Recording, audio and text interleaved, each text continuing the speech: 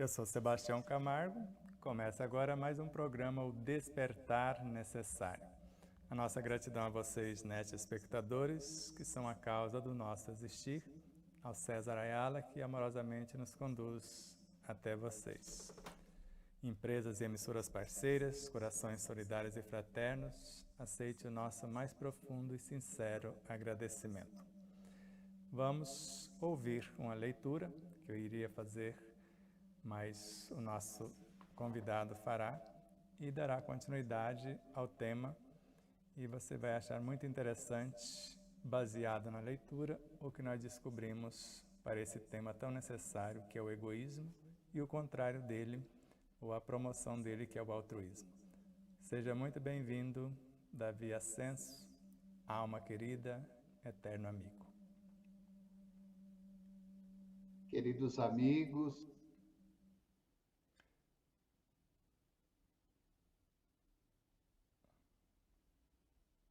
programa O Despertar Necessário, estando junto com o nosso querido amigo do coração, Sebastião Camargo, e hoje nós escolhemos para conversarmos um pouquinho o capítulo 11 do Evangelho segundo o Espiritismo, Amar o Próximo como a Si Mesmo. No seu item 11, que fala sobre o egoísmo. É uma mensagem de Emmanuel. Sim, Emmanuel, o mentor espiritual que trabalhou com o nosso querido Chico Xavier. É importante lembrar que neste item que fala do egoísmo, o 12, a mensagem número 12, é de Pascal. Então, o egoísmo é tratado por Emmanuel no item 11 e por Pascal no item 12. Eu aconselho a todos, com mais tempo e com mais tranquilidade, lerem as duas mensagens em casa, com paz, com tranquilidade, para que possam refletir ainda mais sobre o assunto. E entre as duas, eu escolhi a do Emmanuel, o item 11, e eu vou ler para que a gente possa, então, falar um pouquinho a respeito desse assunto tão importante para todos nós. E ele diz assim: o egoísmo, chaga da humanidade, tem que desaparecer da Terra, a cujo progresso moral obsta. Ao Espiritismo está reservada a tarefa de fazê-la ascender na hierarquia dos mundos. O egoísmo é, pois, o alvo para o qual todos os verdadeiros crentes devem apontar suas armas, dirigir suas forças, sua coragem. Digo coragem, porque dela muito mais necessita cada um para vencer-se a si mesmo do que para vencer os outros. Que cada um, portanto, empregue todos os esforços a combatê-lo em si, certo de que esse monstro devorador de todas as inteligências, esse filho do orgulho, é o causador de todas as misérias do mundo terreno. É a negação da caridade e, por conseguinte, o maior obstáculo à felicidade dos homens. Jesus nos deu o exemplo da caridade e Pôncio Pilatos o do egoísmo. Pois, quando o primeiro, o justo, vai percorrer as santas estações do seu martírio, o outro lava as mãos, dizendo: que me importa? Animou-se a dizer aos judeus: este homem é justo, por que o quereis crucificar? Entretanto, deixa que o conduzam ao suplício. É a esse antagonismo entre a caridade e o egoísmo, a invasão do coração humano por essa chaga moral, que se deve atribuir o fato de não haver ainda o cristianismo desempenhado por completo a sua missão. Cabem a vós, novos apóstolos da fé, que os espíritos superiores esclarecem o encargo e o dever de extirpar esse mal, a fim de dar ao cristianismo toda a sua força e desobstruir o caminho dos pedrouços que lhe embaraçam a marcha. Expulsai da terra o egoísmo, para que ela possa subir na escala dos mundos, porquanto já é tempo de a humanidade envergar sua veste viril, para o que cumpre que primeiramente o expilais dos vossos corações. Então ele termina dizendo: expulsai da terra o egoísmo, para que ela possa subir na escala dos mundos. Porquanto já é tempo de a humanidade envergar sua veste viril, para o que cumpre que primeiramente o expilais dos vossos corações. Uma mensagem de Emmanuel, em Paris, no ano de 1861, que tem o tema O Egoísmo e que pertence ao capítulo 11 do Evangelho segundo o Espiritismo, Amar o próximo como a si mesmo. Então, feita a leitura, eu quero já antecipadamente, já que o nosso querido Sebastião também vai voltar para a nossa conversa, eu queria já lançar com uma pergunta: por que será que nós somos tão egoístas? Conforme Joana de Ângeles, que também participou, juntamente com Emmanuel, da codificação, o início da trajetória de nossa amada doutrina. E analisando hoje a obra Psicologia da Gratidão, e vemos quase que uma atualização desse processo. E a partir da leitura a gente volta com Emmanuel e nós vamos entender por que somos tão egoístas ainda. Assim começa Joana de Ângeles no capítulo 1 da obra citada. O ego prefere o mergulho nas sensações do poder, do gozar, do tocar e sentir, enquanto o self anela pelo vivenciar e ser, ampliando seus horizontes de gratidão. E, na sequência, a sombra desempenha um papel fundamental na construção do ser, que a deve direcionar no rumo do self, portador da luz da razão e do sentimento de profundo amor, em decorrência de sua origem transcendental de essência divina.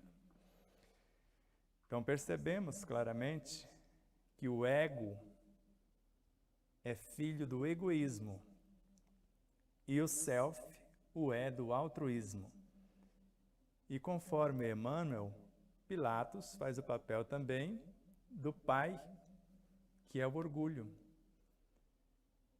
que é o contrário do orgulho, a humildade. Então vemos na figura de Jesus o altruísmo em pessoa, a humildade como base essencial de todas as virtudes.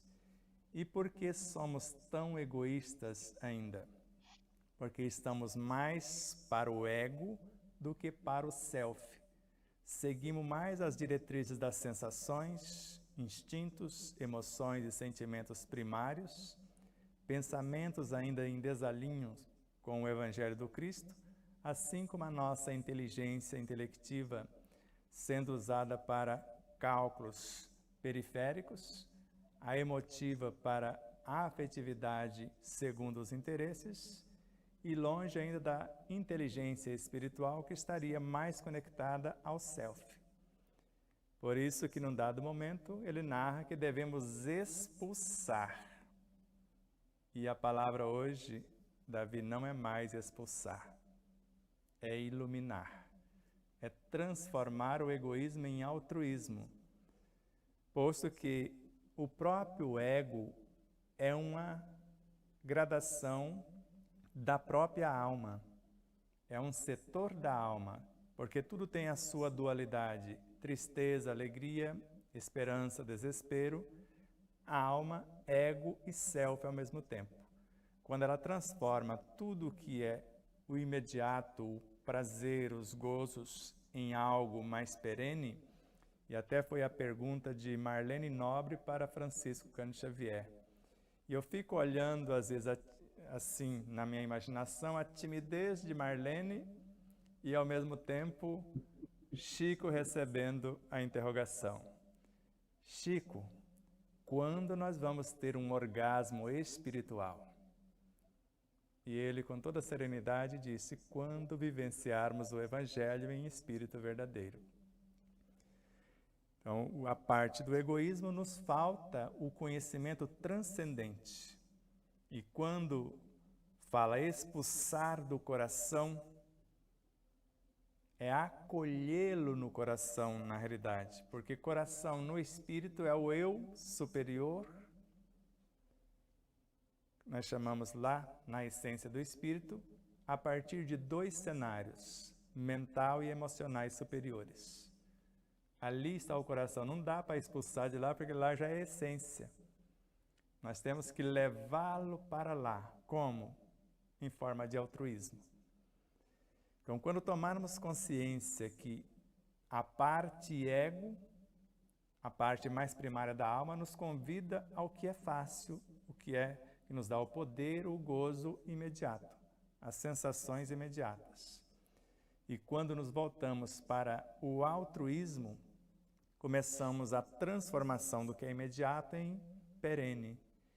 Inicialmente, dá trabalho, porque eu atendo o paladar ou eu atendo o corpo em si. Se eu for atender o meu paladar para eu ter o prazer na alimentação, talvez eu vou colocar tempero no alimento que até destrua o valor nutritivo do mesmo. Deu um prazer na hora da refeição, mas nutriu o corpo? E agora nós vamos priorizar o que nutre em primeiro lugar a alma. E a alma em si só se nutre de amor. E a essência desse amor começa no trabalho do egoísmo transmutado em altruísmo. Eu fiquei aqui pensando, enquanto você estava aí falando, que será que existe a possibilidade de alguma pessoa nesse planetinha tão grande ser egoísta inconscientemente?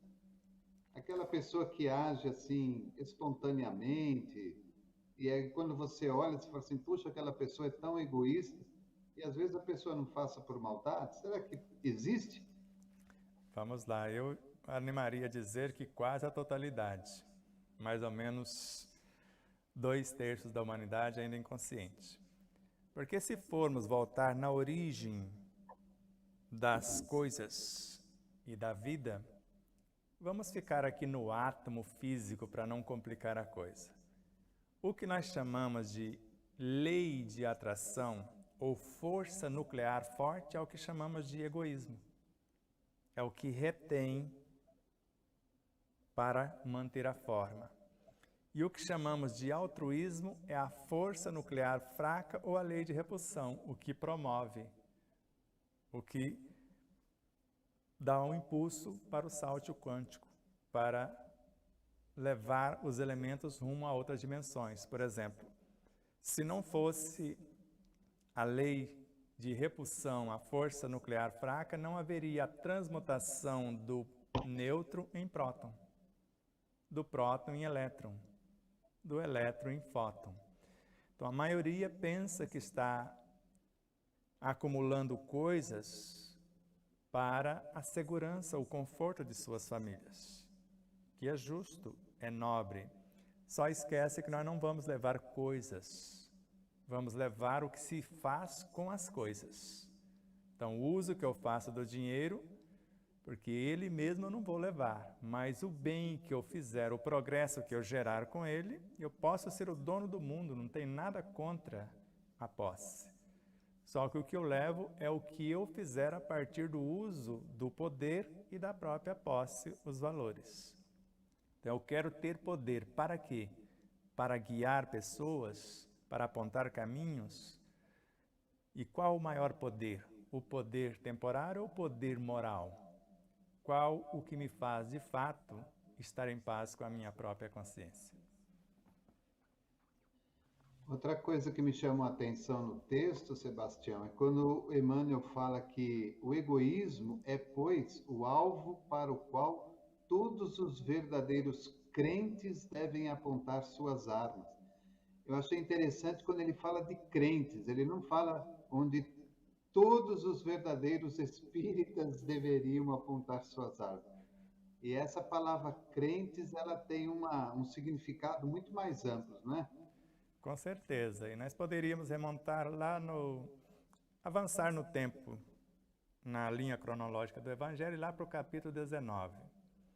A fé precisa de uma base. E a base é a compreensão perfeita daquilo em que devemos acreditar. Eu acredito porque tenho certeza, e só a tenho após a compreensão. Esse é o crente.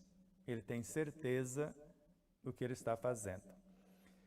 E agora, esse crente, se ele vai apontar todas as suas armas para banir, vamos colocar essa frase agora aqui, ou expulsar o egoísmo.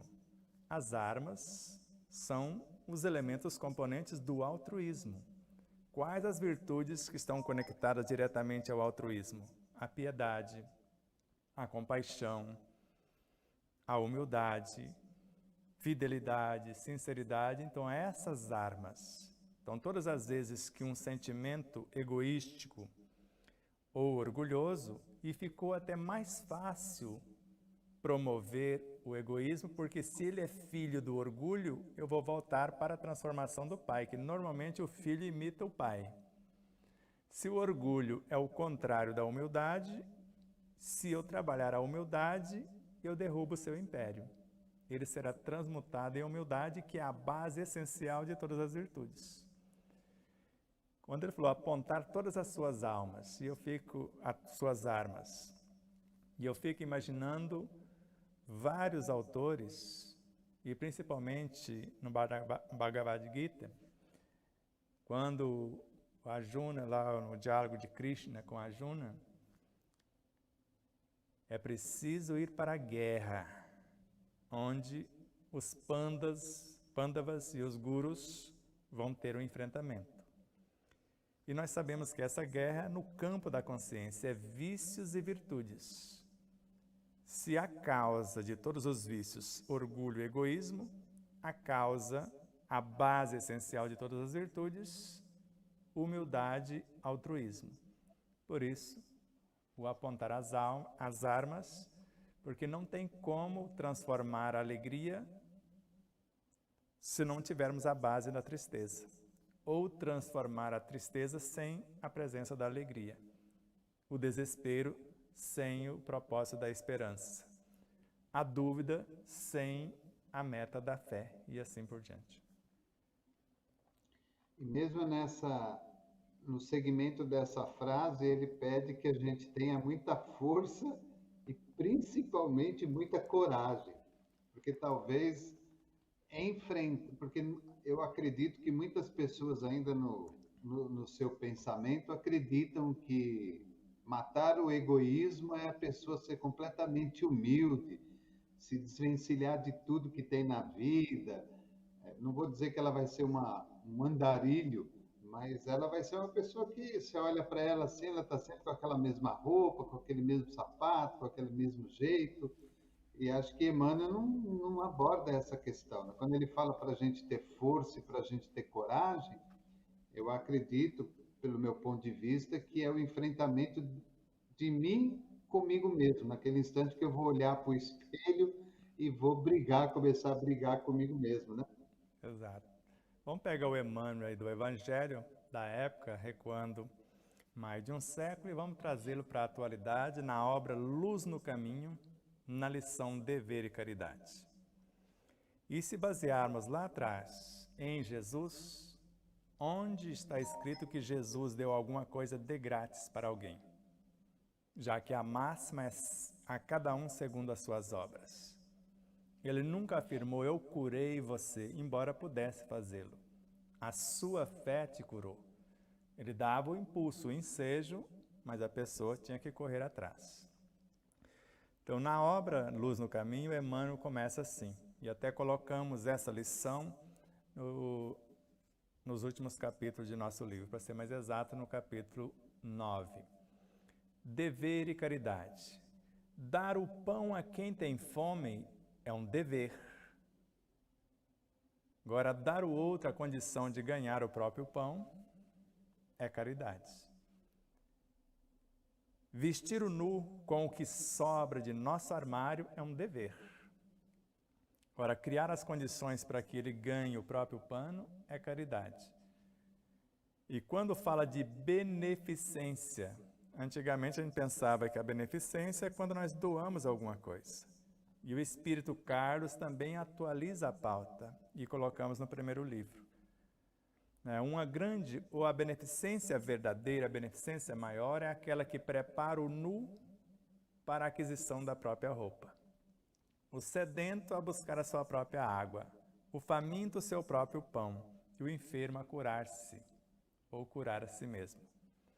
Então, quando percebemos nessa linha de evolução das informações, principalmente quando pegamos Joana de Ângeles na lição Dar-se-á àquele que tem, no Evangelho segundo o Espiritismo. Ela já começa dando um puxão de orelha que quase arranca a cabeça inteira.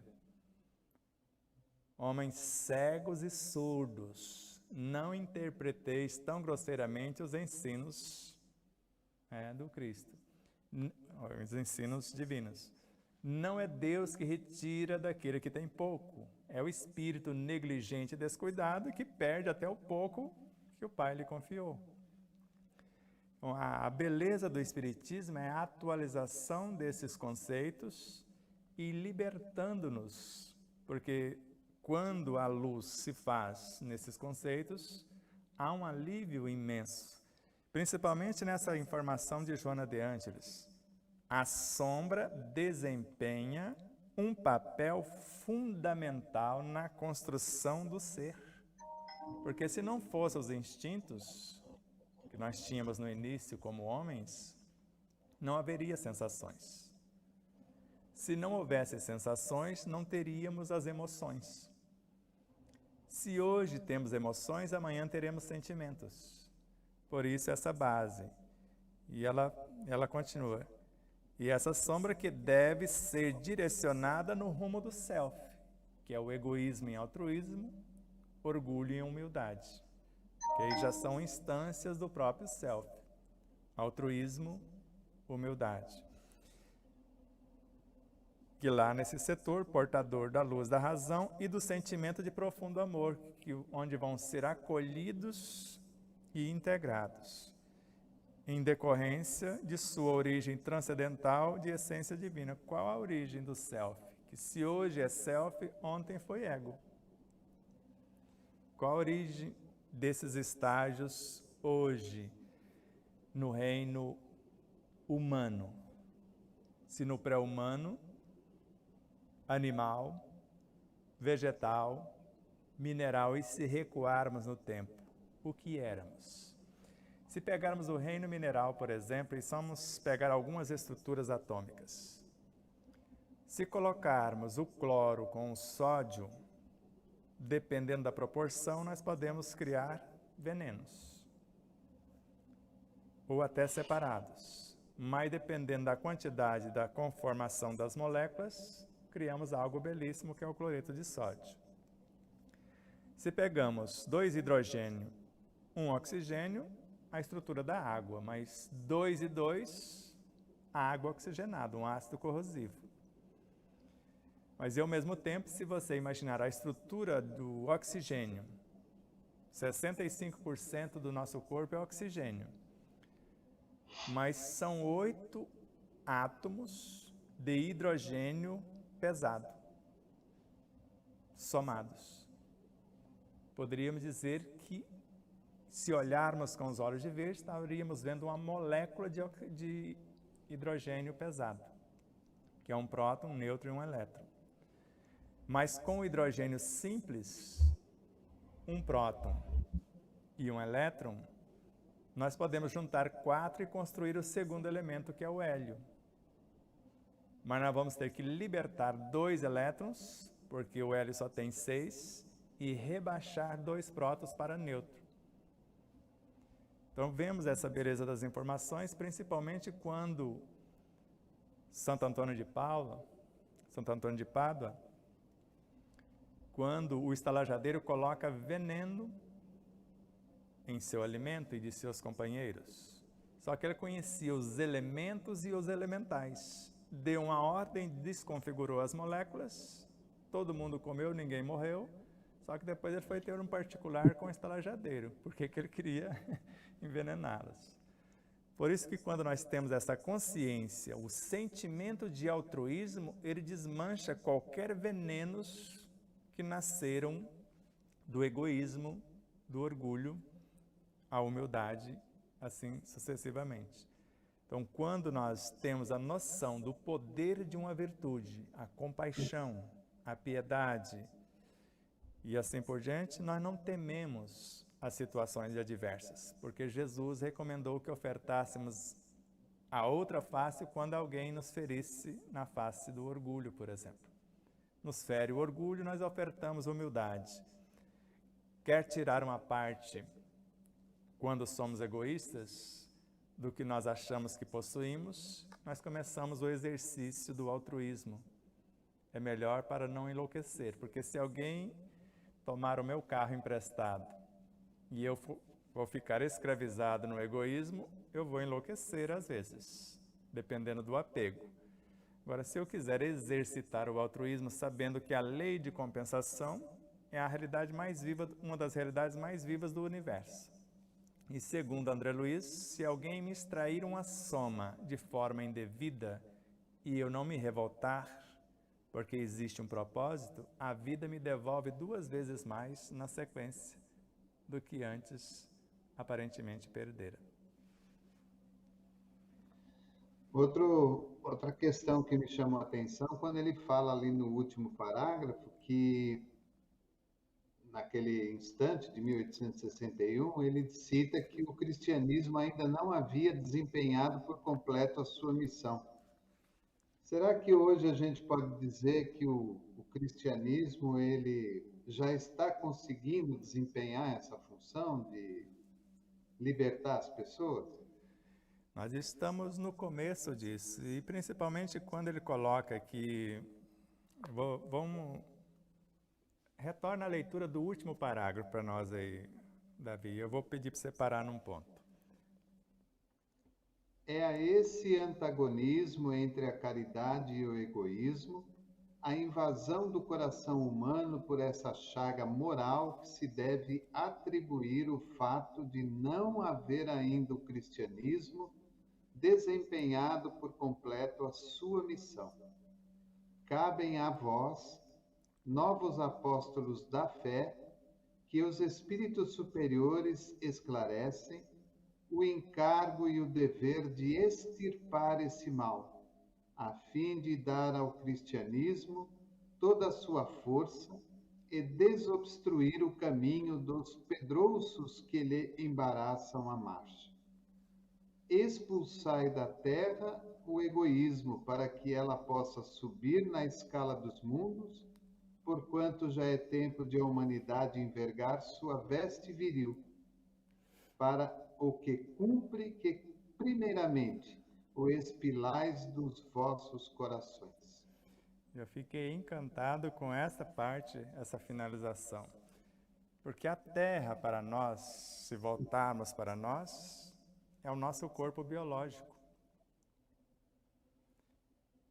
Então, se eu vou expulsar a figura do egoísmo do corpo, porque o corpo tem atitudes egoísticas, o corpo, porque ele é um ser. Ele normalmente quer acumular aquilo que nós negamos. Então, eu quero fazer um regime, quando ele vê à frente de um alimento, ele quer ir para fora fazer depósitos. Então, ele tem esse sentimento. Então, quando o planeta, que é o nosso corpo agora, ele vai subir a escala dos mundos, ou seja, o corpo físico de hoje vai transformar-se no perispírito de amanhã. Mas não pode haver a figura do egoísmo escravizando-o.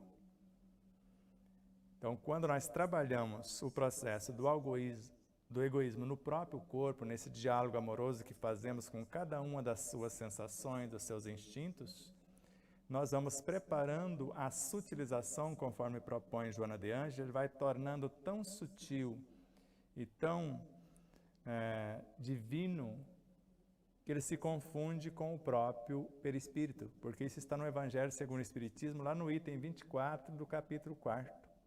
O corpo físico vai evoluir até se confundir com o perispírito, mas não tem como fazer isso com a presença do egoísmo, do orgulho comandando. Assim que transforma orgulho em humildade, egoísmo em altruísmo, ele vai tornando diáfano e vai tornando-se mais leve. Não tem mais aquele peso que a gente tínhamos, né, quando éramos aferrados a essas coisas que nos atravancava o próprio processo evolutivo. E quando nós vamos transformando também os elementos componentes do universo perispiritual, que começa também com instintos, sensações, emoções, sentimentos e pensamentos, a inteligência intelectiva e emotiva, que compõe mais diretamente esse corpo perispiritual. Quando tudo isso transforma-se em inteligência espiritual, que é o início das virtudes, o que antes era periférico, transitório, agora se torna ou começa a se tornar perene, ou seja, esse corpo que antes era corruptível, segundo Paulo de Tarso, agora já não mais o é. Porque ele mesmo fala, enquanto esse corpo corruptível não se transformar em incorruptível, ou seja, eu não vou parar de reencarnar nesses processos egoísticos e orgulhosos simultaneamente para desbastar essas arestas e libertar o diamante do meio da ganga do carvão. E acho que é importante lembrar que até mesmo nesse processo de transformação de um planeta de provas e expiações para um mundo de regeneração, mesmo no mundo de regeneração, ainda nós vamos encontrar o egoísmo na vida diária de todos nós, né? Basta vermos a escala dos mundos, quando ele fala que aqui no mundo de provas e expiações, por enquanto, o mal está predominando. No mundo de regeneração, é sabido, segundo vários autores, que é como se fosse uma colônia de férias, onde nós vamos descansar um pouquinho, olhar para trás o que planejamos para poder avançar para a etapa seguinte, que é o mundo feliz. Lá o bem predomina. Se o bem predomina, ainda existe a figura do egoísmo, do orgulho, a figura do mal. Somente nos mundos celestes e divinos, que é a essência do ser, aí o bem predomina totalmente. E você acredita que nós estamos num bom caminho para isso? Se seguirmos essas diretrizes de Joana de Ângeles, eu vou pegar aqui, só para você ver, dentro da mesma obra citada, o que encontramos tudo nesse dia. E olha que nós estávamos só procurando informações para compor um item no glossário do livro, que é o item gratidão. Já que a ingratidão já tínhamos composto, o ingrato também, e hoje foi a vez, né, desta instância divina. Veja o que ela coloca aqui, o que teríamos que fazer.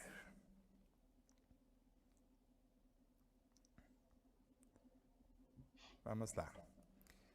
A consciência responsável age sem camuflagem, diluindo a contaminação de todos os miasmas de que se faz portador o inconsciente coletivo gerador de perturbações e instabilidade emocional, produtor de conflitos bélicos e de arrogância, de crimes seriais de todo tipo de violência. É como se isso está lá fora, mas eu vou combater o lá fora. Veja o que ela fala a partir de agora. Quando o egoísta incessantemente aponta as tragédias do cotidiano, as aberrações que assolam a sociedade, somente observa o lado mau e negativo do mundo. O que ele está fazendo? Ele está exumando os seus sentimentos inconscientes arquivados, vibrantes, sem a coragem de externá-los e dar-lhes campo livre no consciente. Ele critica lá fora e veja o que ela propõe.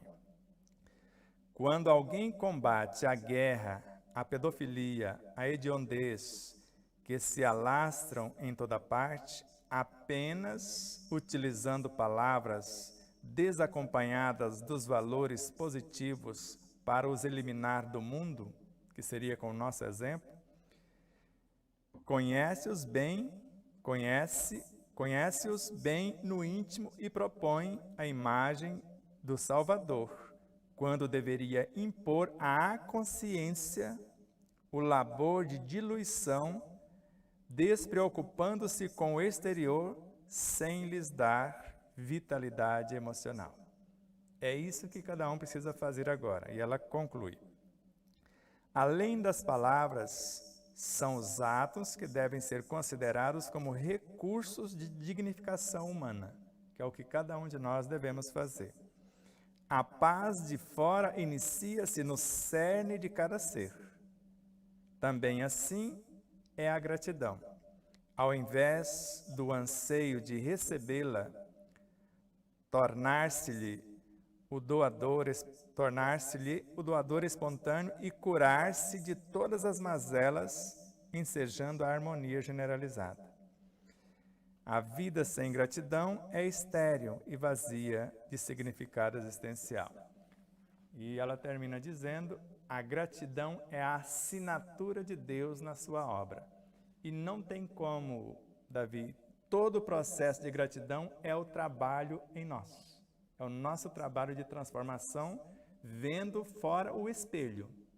É fatal. Tudo que vejo fora e condeno é o que não modifiquei em mim ou não tenho coragem. Eu quero transferir para o meio, para as pessoas, para as situações, aquilo que me cabe transformar. E esse momento, como dever do cristianismo redivivo, nós que temos no Espiritismo a lei viva da natureza, uma lei imutável, e temos uma das maiores ferramentas, porque nós podemos buscar em todas as fontes filosóficas, científicas e religiosas, sem preconceito, todas as informações, para compreendermos de onde viemos, como viemos, por que viemos, qual a nossa função e para onde iremos, tudo se torna mais fácil, mas todo o processo, tudo que eu quero que aconteça no mundo, conforme Mahatma Gandhi, conforme Buda e outros luminares, eu preciso fazer em mim. Porque eu estou conectado com todas as minhas vivências, com todos os seres dentro de um mundo e com todos os seres em todos os mundos, como nos ensinou Allan Kardec. Mudando em mim, tudo fora simultaneamente muda, conforme Chico Xavier. E acredito que a gente fica agindo pelo menos um pouquinho, mesmo que a gente não consiga atingir 100% desse processo, mas um pouquinho que a gente faz, a gente já percebe o quanto que a nossa vida se modifica, o quanto que ela se transforma, né? Parece que determinadas situações e determinadas até pessoas no cotidiano da nossa vida, que a gente dava tanta importância, que a gente se preocupava tanto, que muitas vezes acho que a gente agia até de forma errônea, a gente muda completamente a visão, o processo. É uma coisa assim, eu não vou falar que é inacreditável, porque acontece, mas é uma coisa tão bacana, porque, vou dar um exemplo, você achava extremamente ruim o caroço da azeitona. Agora você olha para o caroço da azeitona, você já começa a ver com outros olhos, uma outra forma, né? Com certeza. Por isso que a compreensão da essência das coisas. Quando nós chegamos a uma deficiência visual, na parte física de quase 5 graus, e o nosso amigo médico, quando completamos 4.0, falou, a partir de agora você não vai perder só porque por enquanto era só para longe. E aquele dia eu nunca esqueço, já tinha começado a deficiência para perto também. E ele disse-nos, a partir de agora você vai perder meio grau por ano. Eu não sei de onde veio algo de dentro e disse ao próprio profissional, que é um dos mais conceituados de nossa região, vou te provar o contrário. Falei, agora me danei, porque como que eu falo isso para um profissional, para uma pessoa com o conhecimento que tem, que 2 vezes por ano ia nos Estados Unidos, nas melhores universidades, se atualizar? Eu fiquei com tanta vergonha que eu fiquei 13 anos sem ir lá. E o dia que eu fui, eu tinha diminuído o grau mais da metade. E eu não falei nada, e ele só olhou e também não disse nada. Falei, acabei sem querer, porque eu fui investir, porque a partir dali eu fui ler Emmanuel, na lição Socorre a Ti Mesmo, quando ele narra, cure a catarata, a conjuntivite, só não esqueça a educação espiritual de seus olhos. E foi essa lição que me ajudou. Ele termina ensinando-nos a falar do Evangelho para os nossos órgãos, que são vivos e educáveis. E a partir dali, tudo que eu via de equívoco fora, eu comecei a enxergar a essência das coisas. Aí o caroço de azeitona já era uma belezura, dá até para fazer sopa de caroço de azeitona. Não mais aquela travada que às vezes quebrava até o dentinho quando escapava aqui. Principalmente se o caroço de azeitona for daquelas portuguesas, né? Aquelas grandes, maravilhosas. Exato. E é uma coisa interessante isso que você fala, né? Porque às vezes a gente nem para pensar nisso, né? Porque você fala assim, puxa, que nem eu uso óculos para ler, para perto. Às vezes eu vou no supermercado, não consigo ver lá a data de validade, porque eu esqueço o óculos, não, aí tem que pedir para alguém olhar para mim a data de validade. Isso deve ter uma razão. Se eu parar, nunca fiz isso, mas eu acho que se eu parar e fizer uma análise, por que eu tenho dificuldade para ver de perto? Nunca tive isso na minha família, nunca teve ninguém com esse tipo de problema. Com certeza, eu acredito que através dessa meditação, dessa procura, espiritualmente eu vou achar um resultado para isso. Acredito eu.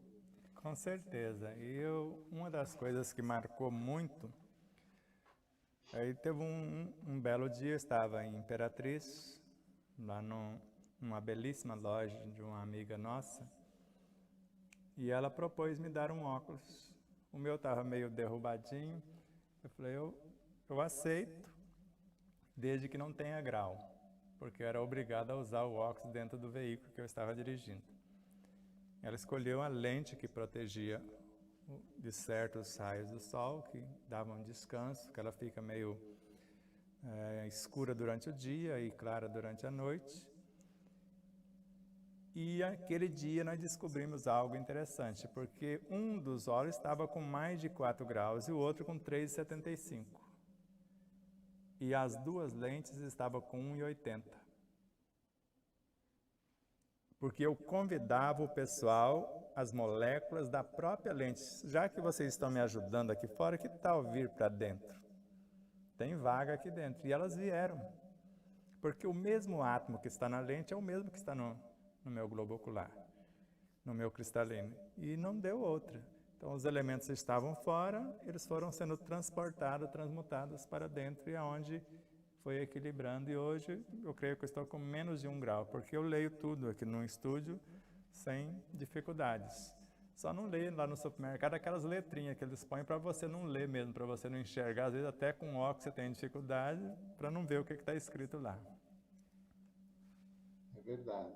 E a gente vai percebendo o quanto que essa maravilha, né, dessa descoberta que tem trazido a todos nós aí uma nova visão da vida espiritual, da vida do espírito, né, do eu espírito, essa questão do perispírito. Esses dias eu comprei aquele livro do Salmino Zimmermann, O Perispírito, né, que é também uma bíblia enorme. Sim. E é um livro muito bonito, ele dá uma explicação para todos nós, né? As pessoas não gostam de ler, não têm vontade de estudar, não têm vontade de se conhecer.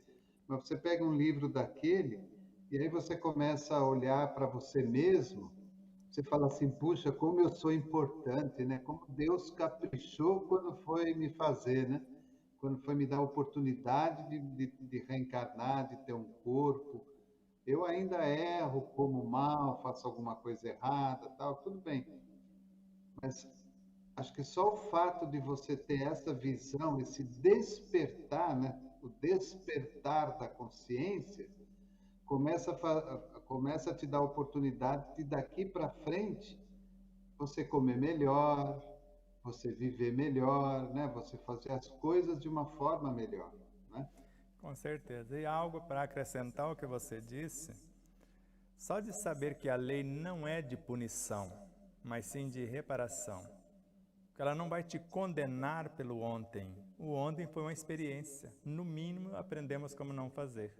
E nós vamos começar com serenidade, com tranquilidade, sem nos torturar pelo ontem. Aprendendo a nos perdoar.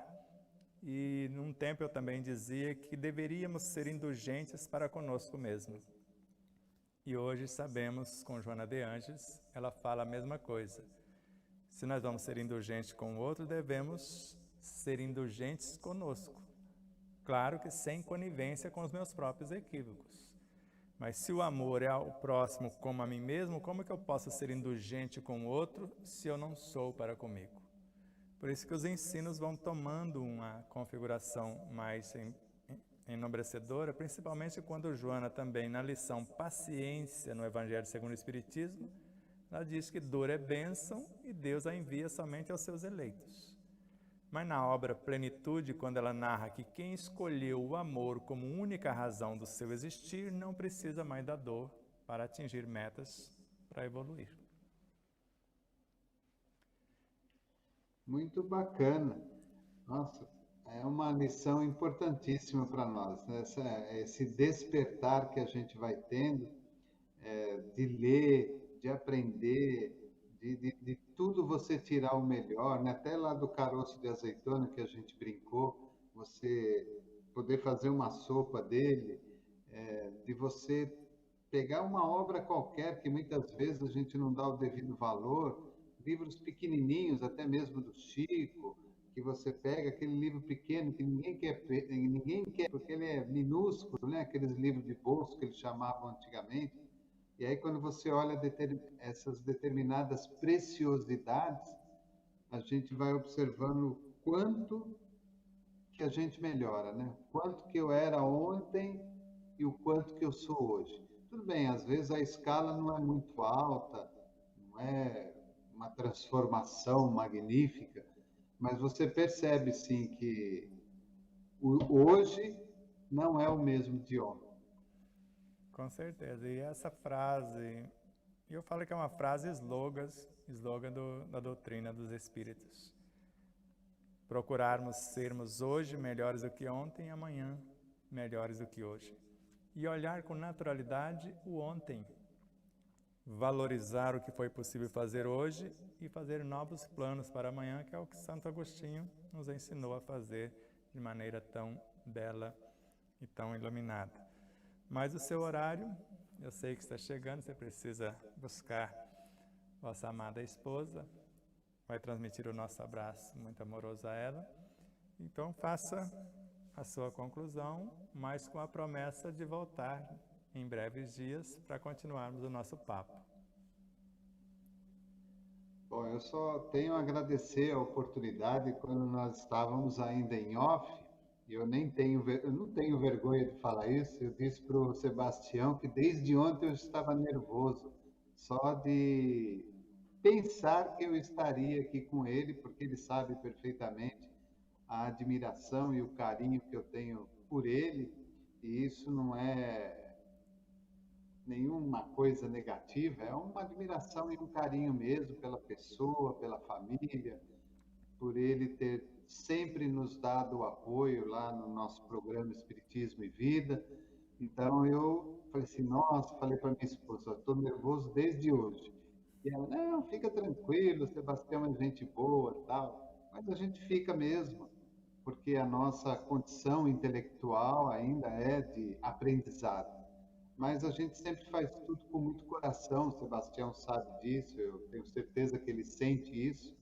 Tudo aquilo que nós falamos, tudo aquilo que nós sentimos, é pelo carinho, pelo amor que a gente tem por Jesus, pela doutrina espírita, por tudo aquilo que a gente aprende. E a última mensagem que eu gostaria de deixar a todos vocês que estão nos assistindo é que nunca percamos a nossa fé e nunca percamos a nossa esperança. Que a gente nunca desista de nós mesmos. Que a gente não se prenda, e o Sebastião falou muito nisso hoje, que a gente não se prenda às coisas do ontem. O ontem foi ontem. O que importa é hoje. O que eu vou fazer hoje? O que eu posso fazer para melhorar? O que eu posso fazer para ser mais feliz? Qual livro eu posso estudar? Qual música eu posso ouvir? Qual planta eu posso cuidar?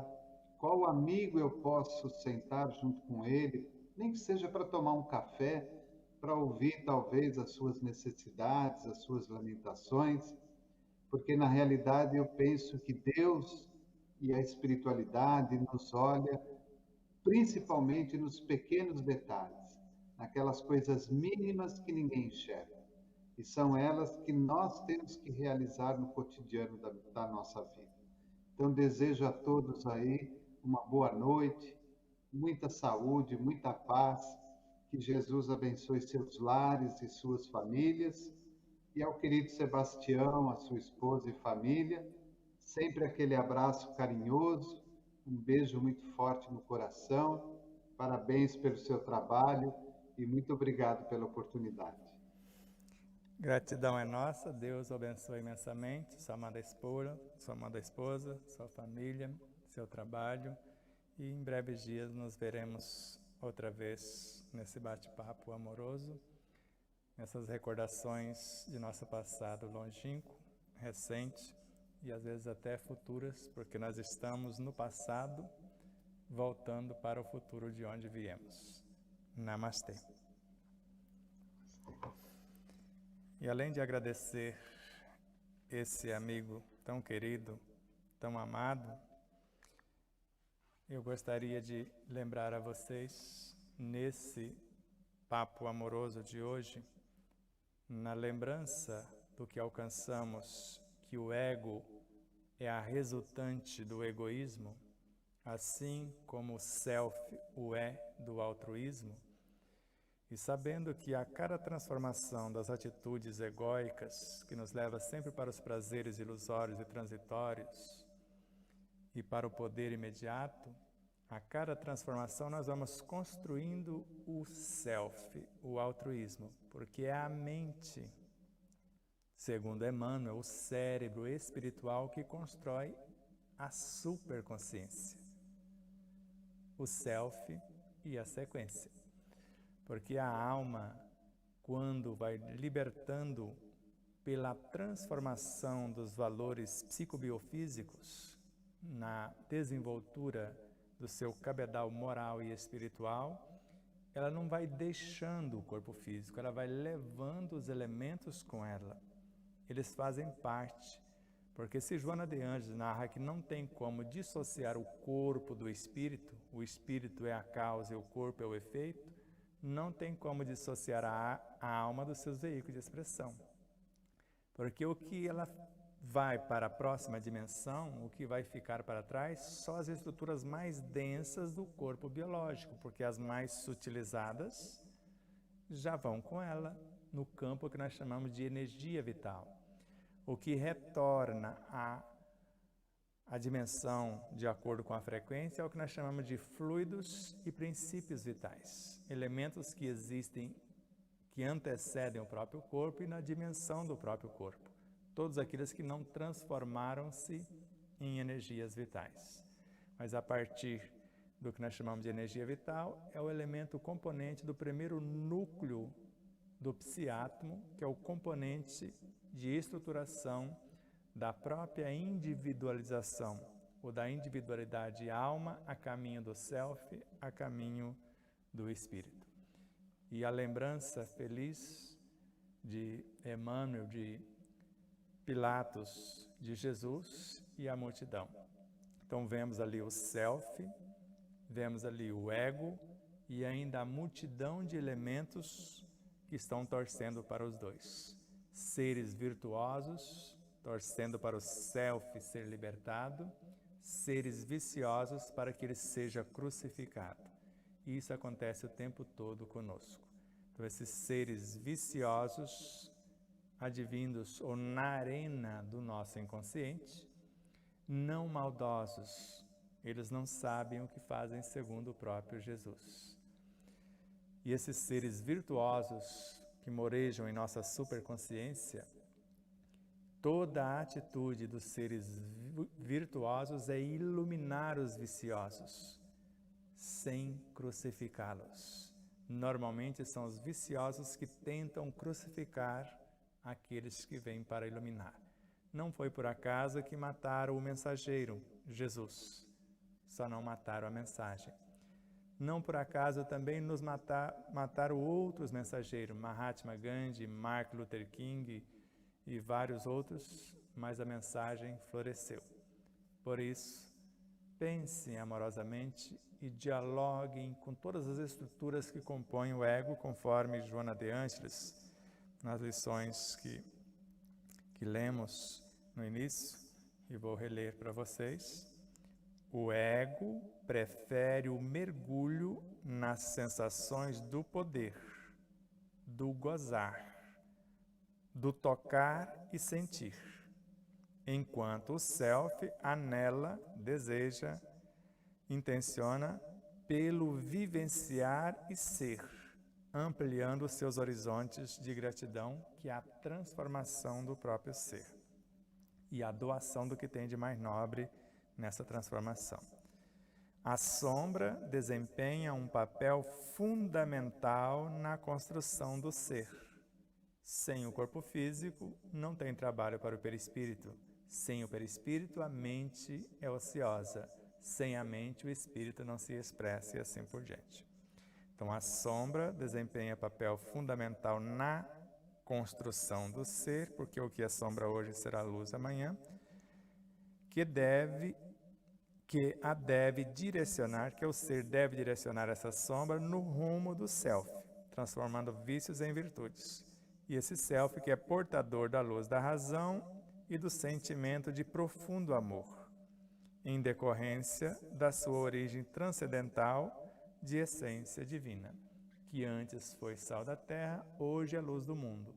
Se hoje é self, ontem foi ego. Então ele sabe a condição que está esse ego e não o crucifica, o convida o tempo todo e se deixa crucificar, emolar para despertar-lhe na consciência. A nossa gratidão mais uma vez a tudo e todos, lembrando a vocês que na próxima quinta-feira é a vez de Pamela Ulho, que vai estar conosco num diálogo amoroso, falando das forças criadoras da natureza, que não são senão essas forças, as energias sexuais, as forças sexuais da alma. E na sequência do nosso estudo, no domingo, perguntas e respostas. Reveja as lives, 9 lives que foram feitas especialmente para você na evolução do pensamento de Joana de Ângeles.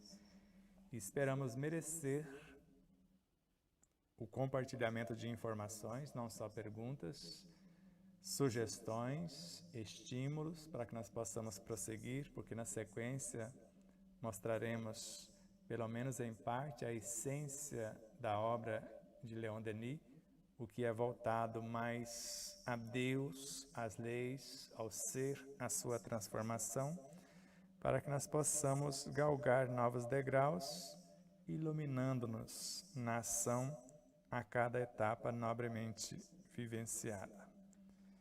Então vamos lá. Após Pamela Ulho, dia 27, e lembrando que nós temos o nosso encontro dia 29, às 17h30, lá no Telegram, falando que todo o poder da alma resume-se em 3 palavras: querer, saber, amar, que consta na página 23 com Leon Denis em nossa obra. Dia 3 de agosto é a vez de Ivo Coedel de Santos fazer a 3ª parte da obra O Homem Integral de Joana de Ângeles. Dia 10, após estar conosco de 4 a 6 de agosto, na 3ª vivência, o despertar da consciência, na Fazenda Capituba, no município de Olímpia, São Paulo, próximo de São José do Rio Preto, Dr. Jonas Moura estará ao vivo ministrando uma aula para nós, falando da Terra, suas dimensões e subdivisões e como entender a própria espiritualidade estudando o próprio planeta. Na sequência será a vez de Silvia Cristina, da FESP, Federação Espírita do Estado de São Paulo, falando da educação espírita na prática mediúnica. Depois, 24 de agosto, Adriana Rochas, de Dourados, Mato Grosso do Sul. Nós vamos gravar, porque viajaremos dia 24 de agosto. Gravaremos com ela, com a Mayra Souza e com o Marco Aurélio, que é dia 24, 31 de agosto e 7 de setembro, porque viajaremos dia 24 de agosto e só retornaremos dia 12 de setembro. Então estaremos ao vivo com o Marcelo Marques no dia 14 de setembro. Então os próximos eventos, no sábado agora, será postada a 6ª parte do ensino A Evolução do Pensamento de Joana de Ângeles. A 5ª parte já está lá a seu dispor. Então, às 20 horas do dia 22, à sua disposição, a 6ª parte. E se quer reservar a sua vaga conosco lá na vivência, com Elizabeth Henrique, você liga para 18 99720 1184. Para Lúcia Parra, você liga no 14 98226 0019. Com Isabel, no 17 98169 9889. Os temas já falamos várias vezes, tanto do Jonas quanto do Crispim. O nosso tema, o tema geral, se eu sei, eu faço. Será o nosso tema na sexta-feira, das 19 às 20 horas do dia 4 de agosto. Depois, pela manhã, o Jonas e o Crispim, à tarde, e sempre nos intervalos ou no início entre eles, nós vamos tendo o nosso espaço para meditações, para responder dúvidas. Estaremos interagindo o tempo todo, trabalhando as possibilidades para uma vida plena, saudável, feliz. César Ayala, net espectadores, empresas e emissoras parceiras, todos os corações solidários e fraternos, aceite o nosso mais profundo e sincero agradecimento, o nosso mais profundo amor. Por hoje estar sendo gravado, ou você está vendo e ouvindo o programa gravado, você pode fazer as perguntas que responderemos no domingo, tá bom? Deus nos abençoe sempre e nos faça instrumento de sua doce e amorável paz. Namastê. E mais uma vez, minha consciência está me lembrando para que você não esqueça de curtir, compartilhar, fazer o seu comentário, tudo isso. O que é mais importante aqui no YouTube, por exemplo? Você se inscrever. Se merecermos a sua inscrição. E depois da sua inscrição, o que é mais importante? Você disser que gostou ou não gostou. E depois disso, o seu comentário.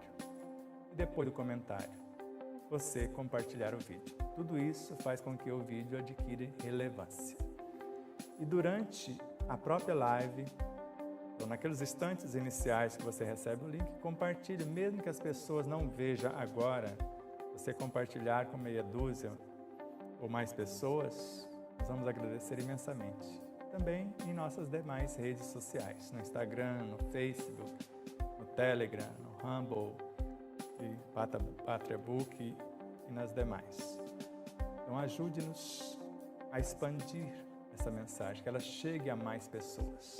Vamos estudar junto, iluminando-nos com o conhecimento e libertando-nos do sofrimento na vivência desse conhecimento.